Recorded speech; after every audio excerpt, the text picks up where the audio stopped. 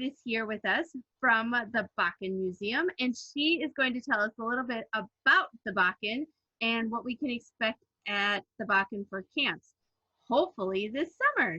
So let's get started. Hi, Laura. Hopefully this summer. Yeah. Hi, good morning. Good to see you. Thank you for coming. I was wondering, what is the history of Bakken and the history of Bakken's camps? Sure. So last year was our 20th year of offering summer camps. The Bakken Museum has actually been in existence since 1975.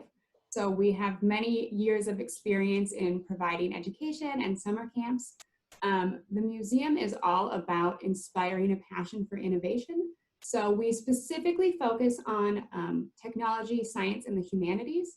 So connecting children with a passion for making things, for thinking of things in a new way, for taking a problem and thinking of a way to solve it.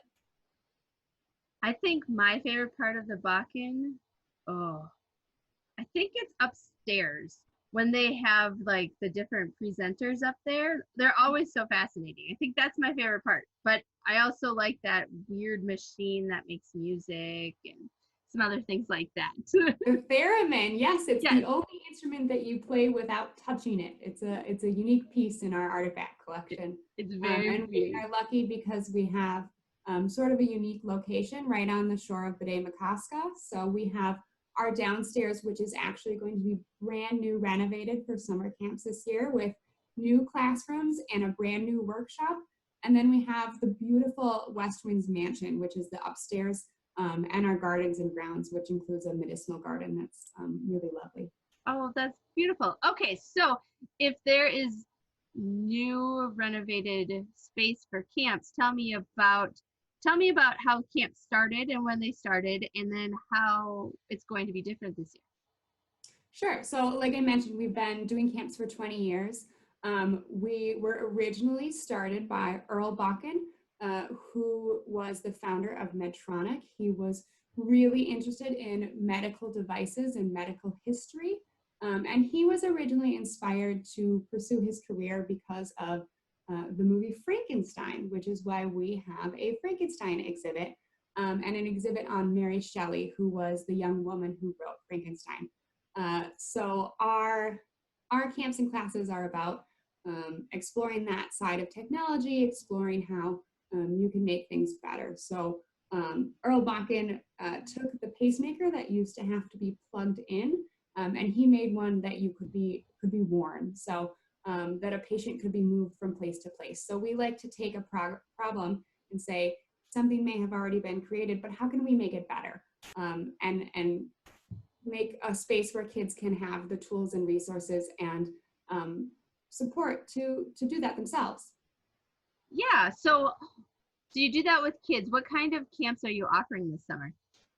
So we are offering the camps that we have offered in the past. So that includes camps for grades from 2 to 3. Those are from half-day camps from 9 a.m. to 12. And then we have camps for grades 4 to 6 and grades 7 to 9 that go from 9 a.m. to 4 p.m. And they are every day for a week? How long do they run? Yeah, every day for a week. We do find that we have some kids who come back week after week because the kids really get to drive what they're going to make. So they think of a problem or an item that they want to make better. And they spend the week learning safety tips, learning how to use the tools in our makerspace so they can come back each week and make something totally different than they have done before. So you don't necessarily have themes, but you have come and problem solve types of things, or do you have like a certain couple of camps that are just directed at this kind of problem solving or that kind of problem solving?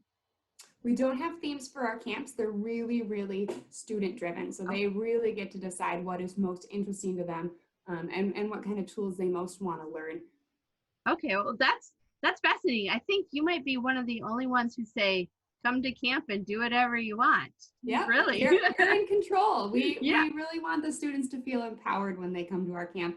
And our educators are there to be a resource and a knowledge base for them, but we want them to feel like they have the power to make whatever they want. Yeah, can you tell me some more about the educators that are there running the camps? Sure. So We have a mix of educators who are full year-round staff. They work with our Lego robotics programs. They work with our inventors programs all year long.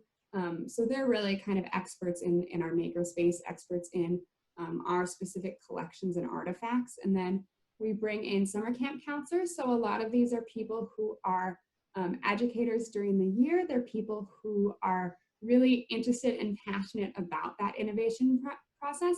And then often we have volunteers who come along who work in the fields. We're really lucky here in Minnesota to be placed in medical alleys. So we have a lot of people who have biomedical experience, who have engineering experience, and it's really fun for them and it's really fun for the students to come along and learn what they do and how they implement these kind of ideas in their real lives and their careers. That's so fascinating and so exciting when you have like a real expert helping a kid who's in third grade. Like that's Yes. really exciting. Yeah, it's fun for them to see how these concepts that they're learning are things that later in life can really be implemented in a real fulfilling way. Yeah. Can I ask one type of question that is kind of more practical? Mm-hmm. You said that you have half day camps for the second and third graders, and then the older kids Sure. are full day camps. Yep.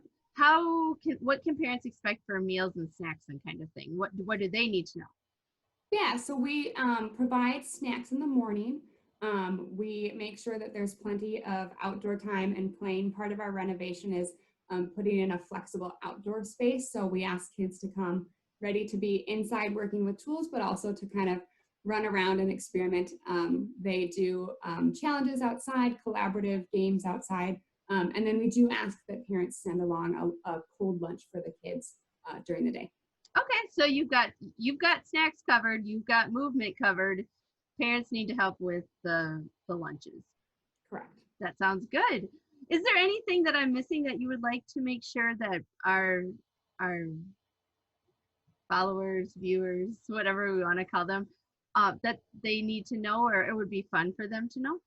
Sure. So the other things that are important is that a lot of times people become members to take advantage of our camps and classes. So anyone who is a family level member of the Bakken Museum receives 10% off of not just camps, but all of our education programs throughout the year.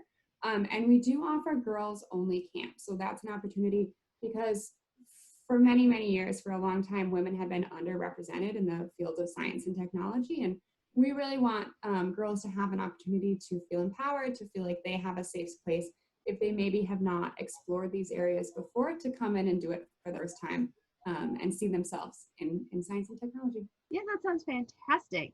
Thank you so much for being here, Laura. I really appreciate it. And Thank you. I am looking forward to the time when we can all bust out of our houses and get outside and get to camps. We miss our members and we miss our visitors, and we can't wait to see people back at the museum. Thank you so much. Thank you.